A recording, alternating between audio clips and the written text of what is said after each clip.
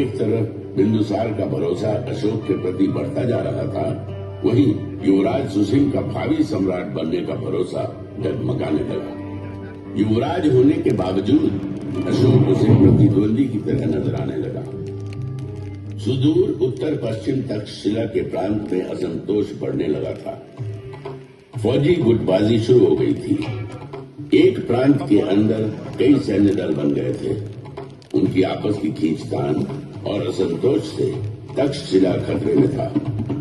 सुसिम के लिए यही अवसर था जब वो अशोक को पिता बिंदुसार की नजरों से दूर कर सकता था। सुसिम ने इस अवसर का भरपूर फायदा उठाया।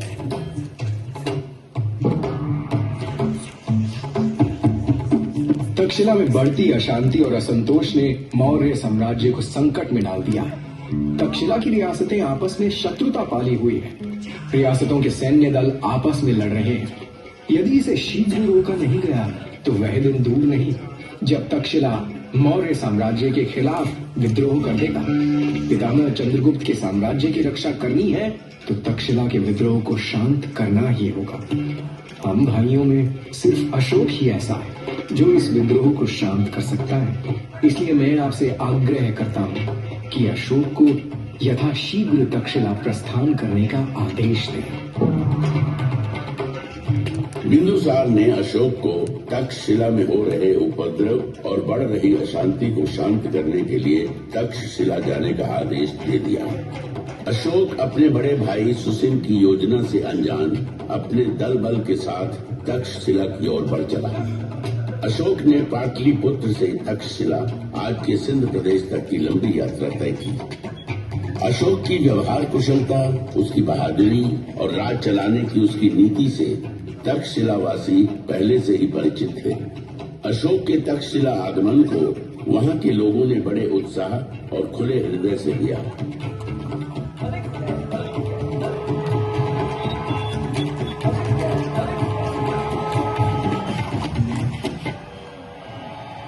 अशोक का जबरदस्त स्वागत किया गया। तक्षशिला की धरती पर न घोड़े दौड़ाए गए, न तलवार चली, न ही लहू बहा। अशोक के आगमन और उसकी व्यवहार कुशल राजनीति ने आपसी उपद्रव, मनमुटाव को बिना किसी युद्ध के शांत कर दिया। तक्षशिला की सफलता की खबर जब पाटलिपुत्र पहुंची तो सम्राट बिंदुसार का सर और गर्व से भर उठा। अशोक के प्रति स्नेह, अनुराग और आस्था महाराजा बिंदुसार के हृदय में बस गई। यही सुसिम के लिए चिंता की बात थी। सुसिम को उसकी अपनी सत्ता हिलती नजर आई। अशोक को अपने रास्ते से हटाना सुसिम का एकमात्र लक्ष्य बन गया। सुसिम ने अशोक के खिलाफ महाराज के कान भरना शुरू किए। महाराज बिंदुसार को अशोक के विरुद्ध करने के लिए जितने प्रयोजन हो सकते थे सब किए। सुसिम युवराज था, मौर्य साम्राज्य का भावी शासक। उसका इस प्रकार सोचना बिंदुसार को चिंतित किए जा रहा था। सुसिम की बातों में भविष्य के खतरे की गंध आ रही थी। बिंदुसार ने अशोक को अपने से दूर भेज दिया। अशोक को देश निकाला मिल गया। क्रोध और घृणा से भरा अशोक अपने भाई सुसिम की योजना को भली भांति समझ चुका था। अपने हृदय में धड़कती ज्वाला को दबाए अशोक मौर्य साम्राज्य से बाहर निकल गए।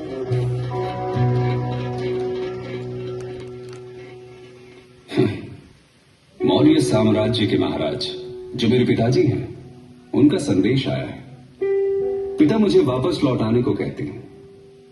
मौर्य साम्राज्य के प्रांत उज्जैन में भयंकर विद्रोह जो छिड़ा है। मेरे अपने ही भाई ने मेरे खिलाफ पिताजी के कान भरे, मेरे खिलाफ किया।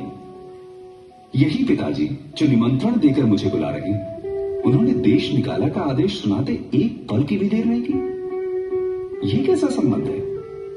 क्या यह निमंत्रण सिर्फ इसलिए है कि मेरे भाइयों में विद्रोह को कुचलने का साहस नहीं? फिर तो युवराज सुसिम को कोई अधिकार नहीं कि वो मौर्य साम्राज्य की प्रजा पर राज करें। जो राजा अपनी प्रजा की भावनाओं, उनकी आवश्यकताओं को न समझता हो, उसे राज करने का अधिकार ही नहीं। एक बार फिर मेरा हृदय क्रोध और ग्लानि से भर आया है। मैं जाऊंगा, उज्जैन अवश्य जाऊंगा। मौर्य साम्राज्य को मेरी जरूरत है।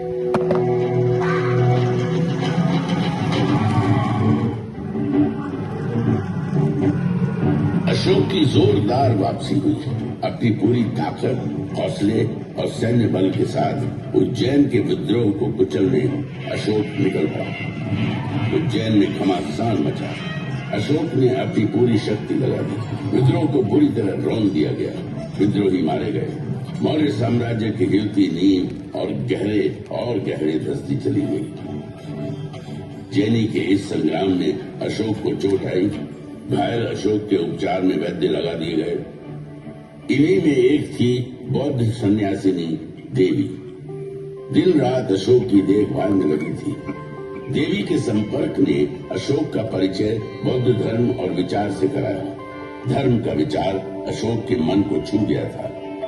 देवी का अनुराग और उसका संपर्क उसे भाने लगा। आगे चलकर अशोक ने देवी के अनुराग और उसके प्रति अपने लगाव को वैवाहिक रूप में बदल दिया। अशोक उज्जैनी के प्रशासन में लगे थे। उधर पाटलिपुत्र में उनके पिता बिंदुसार बीमार मृत्युशैया पर पड़े संघर्ष कर रहे थे। पिता पुत्र दोनों संघर्षरत थे। दोनों ओर संघर्ष था। संघर्ष था जीवन का। अशोक उज्जैनी के संघर्ष के विजयी योद्धा थे, लेकिन पिता बिंदुसार मृत्यु से अपने जीवन का संघर्ष करते हार गए। मृत्यु ने जीवन पर विजय प्राप्त की।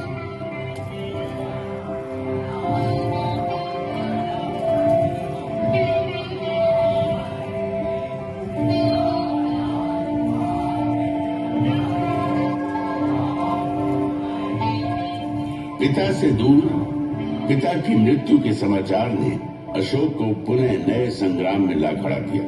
धूल के गुबार उठने लगे। मन में दुख करुणा का बवंडर सा उठ खड़ा हुआ। कई तरह के प्रश्न आपस में टकराने लगे। प्रश्न था आने वाले समय के मौर्य साम्राज्य के गौरव का।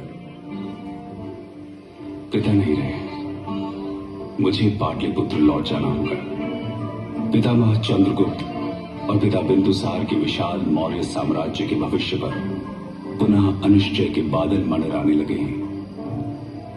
मौर्य साम्राज्य का शासन अपने ज्येष्ठ भाई सुसिम के कमजोर हाथों में चला जाने था।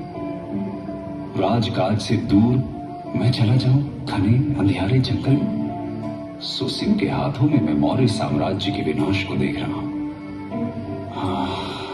काल, तूने मुझे पुनः मझधार में ला खड़ा किया है। मेरा जीवन संघर्ष और उठा पटक का चक्र बनकर रह गया है। इससे मुक्ति नहीं। अशोक को साम्राज्य के भविष्य की चिंता थी। कई तरह के प्रश्नों में आघेरा था। वे उसमें उलझते चले जा रहे थे। तभी राधा गुप्त के नेतृत्व में अशोक को चाहने वाले मंत्रियों की एक मंडली आई। राधा गुप्त अशोक को भावी सम्राट के रूप में देख रहे थे। मौर्य साम्राज्य का भविष्य तभी सुरक्षित था जब उसकी बागडोर अशोक जैसे कुशल प्रशासक के हाथ में हो। यदि संघर्ष ही मेरी नियति है तो मैं लड़ूंगा। पितामह चंद्रगुप्त के साम्राज्य की परिभाषा की रक्षा के लिए लड़ूंगा। ये संग्राम महान मौर्य साम्राज्य के गौरव की रक्षा का संग्राम है। जो भी इसके रास्ते में आएगा मारा जाएगा। मौर्य गौरव की रक्षा करना मेरा प्रथम कर्तव्य है। इसकी राह में मेरे भाई, मेरे संबंधी जो भी आते हैं आने दो। अपने हथियार उठाओ, खोलो घोड़े, जो भी सामने आता है खत्म कर दो उसे। बहने दो खून की नदियां।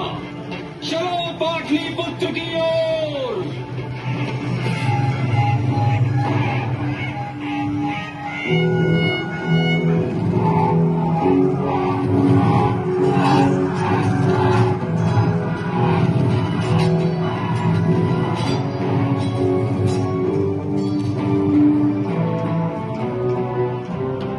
भयंकर मारकाट मची। खून बहे, जो भी सामने आया मारा गया। अशोक ने साम्राज्य की खातिर अपने सभी भाइयों का कत्ल कर दिया। सुसिम मारा गया। मौर्य साम्राज्य का गौरवशाली मुकुट अशोक ने अपने माथे पर धारण किया। जीवन संघर्ष ने अशोक के मोम जैसे हृदय को पत्थर सा बना दिया था। इस हृदय में दया नहीं थी। करुणा का कतरा कतरा सूख चुका था। पाटलिपुत्र की गद्दी पर बैठने के साथ ही अशोक ने साम्राज्य विस्तार के लिए एक के बाद एक कई लड़ाइयां लड़ी। युद्धों का ये सिलसिला लंबा चला, लेकिन एक प्रदेश अभी भी था जो अशोक की पहुंच से दूर था। वो प्रदेश था कलिंग प्रदेश। कलिंग अभी भी उसकी पहुंच से दूर था।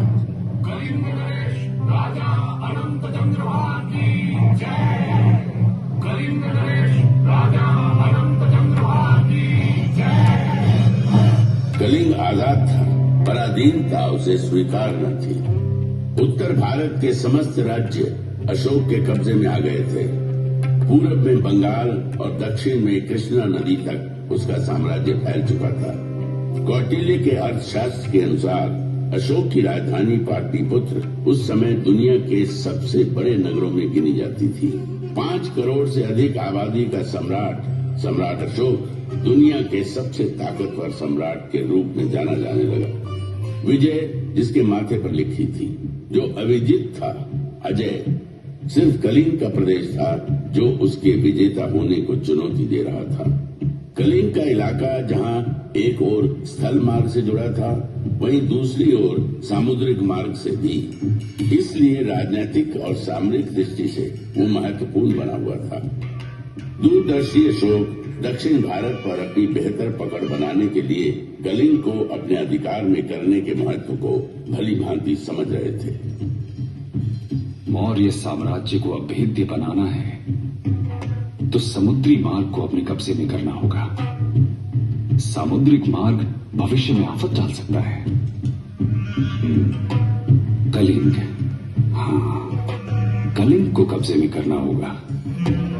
कलिंग विजय भूमार्ग और जलमार्ग दोनों पर विजय लेकर आएगी। अशोक ने कलिंग के विरुद्ध युद्ध की घोषणा कर दी। अशोक के अश्वारोहियों और पैदल सैन्य बलों ने कलिंग को घेर लिया। जबरदस्त किलेबंदी की गई। देश के बाकी हिस्सों से कलिंग का संपर्क टूट गया। अशोक को लगा कि कलिंग जल्द ही घुटने टेक देगा, लेकिन कलिंग वासी स्वाभिमानी थे, स्वतंत्र विचारों के, स्वतंत्रता प्रिय थे। आजादी प्राणों से अधिक प्रिय थी। भयंकर मारकाट मची।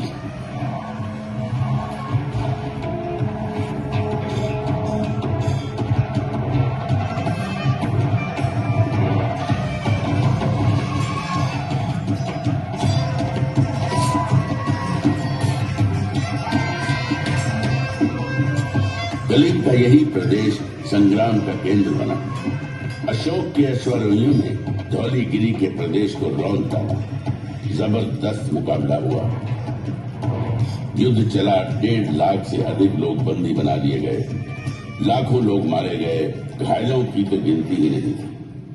कलिंग का युद्ध इतिहास की सबसे बड़ी त्रासदी बन गया।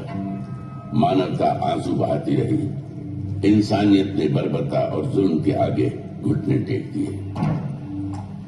विजयी अशोक की विजय यात्रा कलिंग की भूमि पर निकली, लेकिन इस पराक्रमी राजा के विजय स्वागत में फूलों की पंखुड़ियां नहीं थी।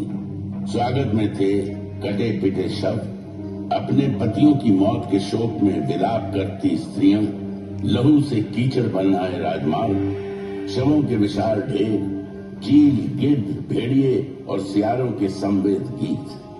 अशोक का हृदय दुख, करुणा और ग्लानि से भर उठा।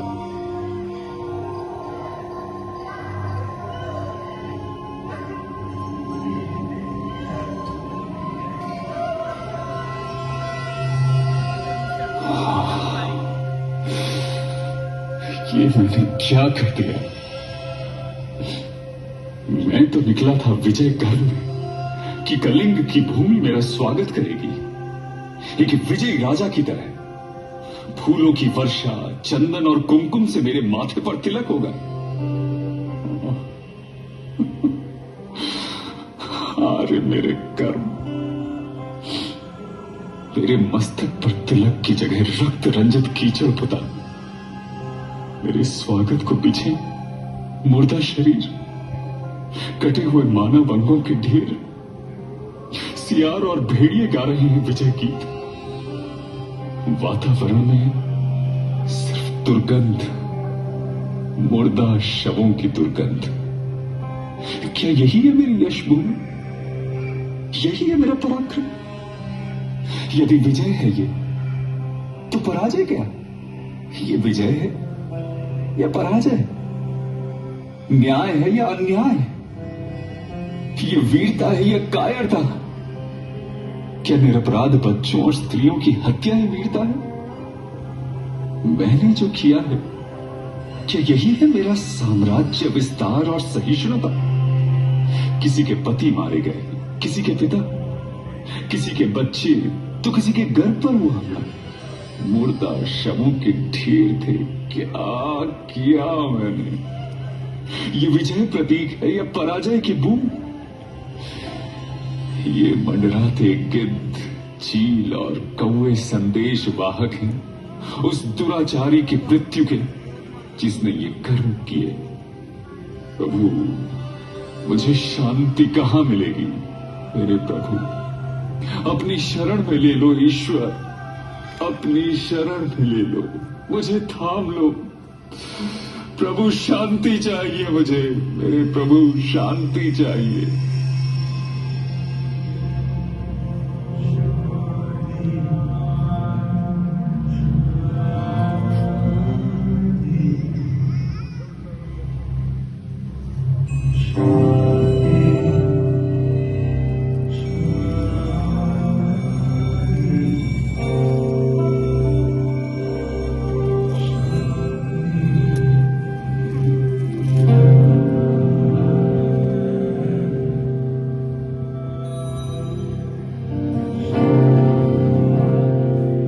बौद्ध संत उपगुप्त और मंजूश्री ने अशांत, व्यथित, शोकाकुल अशोक के माथे पर स्नेह का हाथ रखा, उसकी उंगली थामी और हिंसा के मार्ग से अहिंसा के मार्ग पर लेकर चलते चले गए।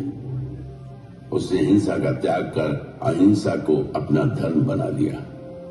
अशोक बुद्ध के मार्ग पर चल निकले और कहे गए, देवन प्रिय, देवताओं के प्रिय, प्रिय दासी।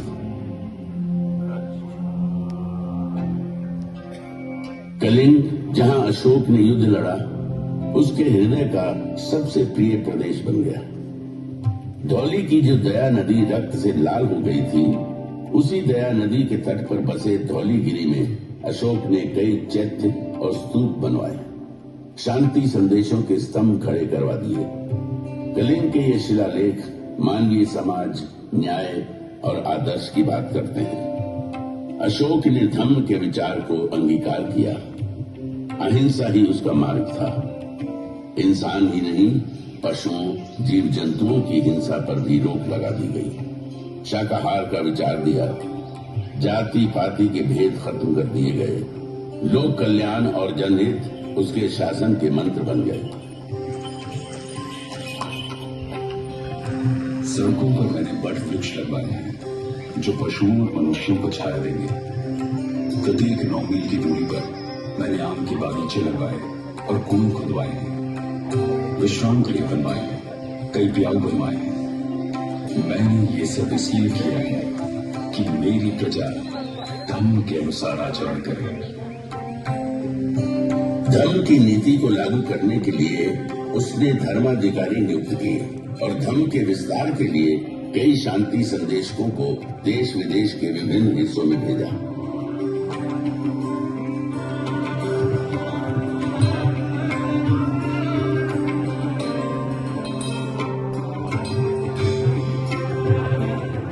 Sri Lanka, Nepal, Thailand, Egypt, Syria और मैसेडोनिया के इलाकों में अशोक के शांति दूत अहिंसा के विचार को लेकर गए और बुद्ध के विचार का प्रसार किया। लगभग 40 वर्षों तक साम्राज्य का संचालन करने के बाद 232 ईसा पूर्व में महान सम्राट अशोक ने देह त्याग दी। अशोक के शांति संदेश उसकी राजनीतिक समझ की गौरव